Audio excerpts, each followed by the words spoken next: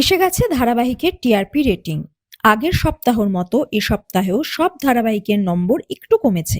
মাধ্যমিক, উচ্চ মাধ্যমিক এবং অন্যান্য কারণে রেটিং কমছে বলেই আশঙ্কা সিরিয়াল নির্মাতাদের। প্রথম 10-এ থাকলেও খুব বেশি নম্বর পায়নি স্টার জলসা চিরসখা। অষ্টম স্থান অধিকার করেছে। নতুন প্রমোতে দেখা যাচ্ছে কমলিনী এবং স্বতন্ত্রর বেডরুমে হাজির যাজ্ঞ সেন, স্বতন্ত্রর একনিষ্ঠ ভক্ত। কলেজের নতুন প্রফেসর। বেডরুমে দুজনেই নিজেদের পড়াশোনার আলোচনায় ব্যস্ত।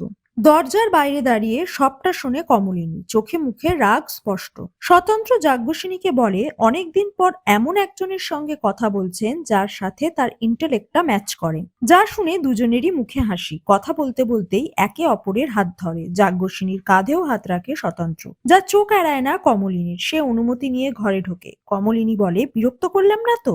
আমার আবার তেমন ইন্টেলেক্ট নেই, কথা বলতে অসুবিধে হবে না তো? তার মুখে এসব শুনে হতবাক স্বতন্ত্র। প্রোমো দেখে বিরক্ত দর্শক। কেউ বললেন চিরসখা নাম না রেখে সিরিয়ালটার নাম ঝামেলা সখা রাখা উচিত। কেউ আবার কমলিনীকে ন্যাকা মহিলা আখ্যা দিয়েছেন। অনেকে ভাবছেন নতুন কাকুর চরিত্রটা শ্রীময়ী সিরিয়ালের মতোই হয়ে যাবে। শ্রীময়ীর বরের মতো হবে, যাজ্ঞসেনীর চরিত্রও হবে জুন আন্টির মতো। তবে তাকে কেন্দ্র করে যে কমলিনী এবং স্বতন্ত্রের জীবনে চির ধরবে তা বলার অপেক্ষা রাখে না। জলসার অন্য একটি সিরিয়াল ভোলে বাবা পারকারেগাতে আসছে বড় পরিবর্তন। আগামী 18ই ফেব্রুয়ারি থেকে সময় পরিবর্তন করা হবে।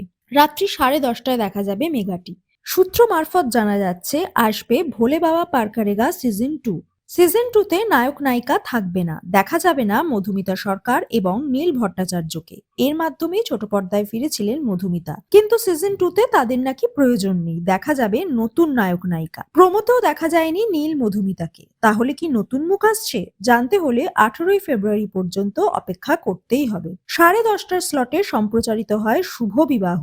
শুভ বিবাহের থেকেই স্লট কেড়ে নিল ভোলে বাবা পারকারেগা।